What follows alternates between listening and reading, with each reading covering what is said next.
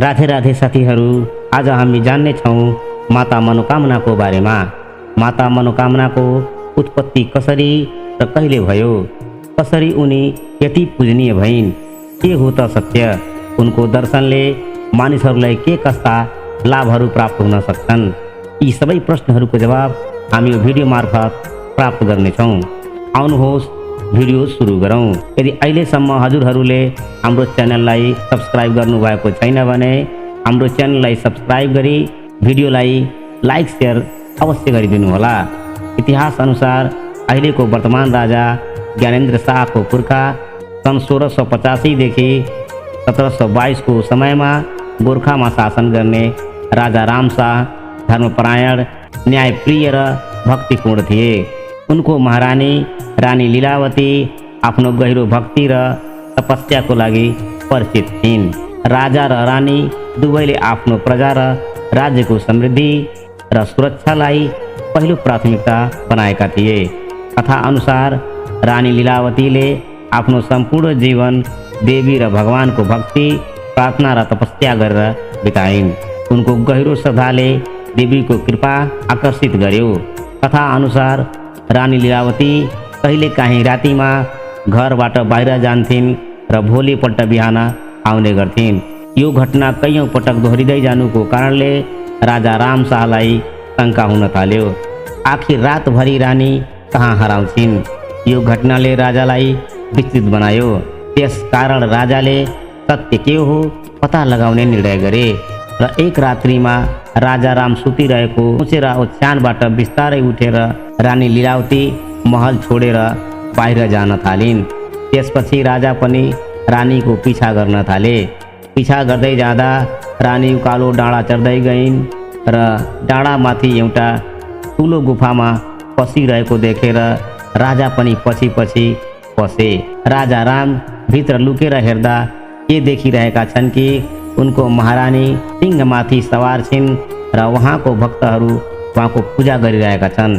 त्यसपछि सबैजना बैठक बसे। यो देखेर राजा आश्चर्य भए र त्यहाँबाट छिट्टै दरबार फर्के। दरबारमा आएर महारानी लीलावतीको एकजना सेवक जसको नाम सिद्धलखन थापा थियो, उहाँलाई बोलाएर रातिमा घटेको सबै घटनाहरू विस्तारले सुनाए र लखन थापासँग राजाले सोधे के वास्तवमै रानी देवीको स्वरूप हुन् त? यो सोद्धा लखन थापाले हो साँच्चै उहाँ देवीको स्वरूप हुन् र यो कुरा मलाई पहिलादेखि नै थाहा भएको पनि बताए। केही दिनदेखि राजालाई अस्वस्थ हुने सम्भावना बढ्दै गयो। राजालाई आफ्नो पत्नी देवीको अवतार भएकोले उनको मनमा घात पुग्यो कि कसो स्पष्ट भन्न सकिँदैन। राजाले यो कुरा आफ्नो रानी लीलावतीसँग पनि सोधे र एक दिन पहिला घटेको घटना पनि बताए। तर रानीले जवाफमा भनिन्, भित्र किन आउनु भएन, भित्र आएको भए झन् राम्रो हुन्थ्यो, हजुरलाई सबैसँग परिचित गराइदिन्थे। तर पनि राजाको मनको अशान्ति मेटिएन। राजा राम शाह बिरामी हुँदै गए र केही दिनपछि राजाको निधन भयो। चारैतिर दरबारमा शोक फैलियो। त्यो समयमा सती प्रथा धेरै व्यापक थियो। राजाको स्वर्गवासपछि रानी लीलावती पनि सती जाने निर्णय गरिन्। लखन थापाले रानी लीलावतीसँग मलाई एक्लो छोडेर नजानु, यदि जाने नै हो भने मलाई पनि सँगै लिएर जानु, यदि छोडेर जानुहुन्छ भने म धेरै दिनसम्म बाँच्न सक्दिनँ। यति सुन्दैमा रानी लीलावती लखन थापालाई सम्झाउँदै भनिन्, लखन तिमी पिर नगर, म फेरि फर्केर आउनेछु र आफ्नो हरेक भक्तहरूको मनोकामना पुरा गर्नेछु। यसकारण तिमी मेरो केही समयसम्म प्रतीक्षा गर्नु। भविष्यमा तिम्रै वंशको व्यक्तिहरू मात्र मेरो प्रमुख पुजारीको रूपमा रहनेछन्। यसकारण शोक त्यागेर मेरो प्रतीक्षा गर भनेर रानी लीलावती सती गइन्।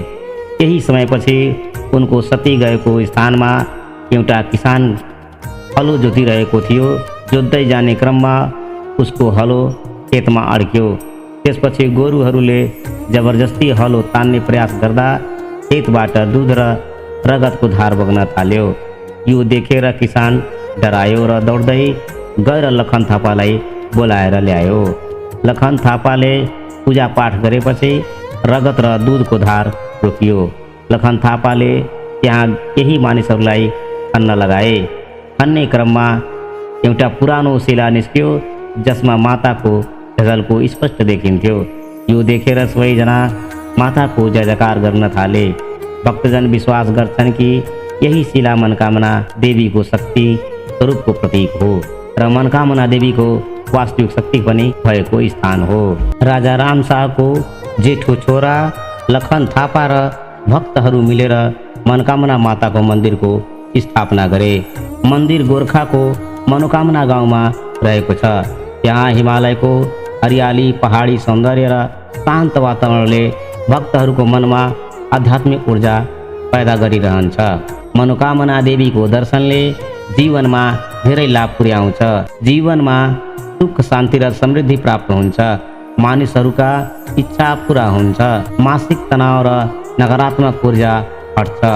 जीवनमा सकारात्मक परिवर्तन पनि आउँछ।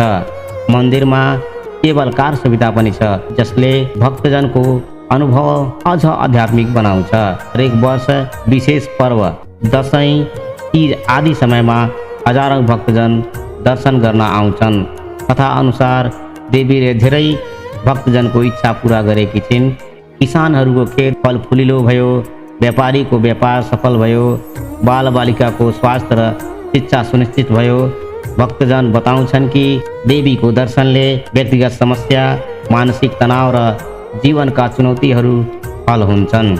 त्यसैले मन्दिर केवल धार्मिक स्थल मात्र होइन, आध्यात्मिक शक्तिको केन्द्र पनि हो।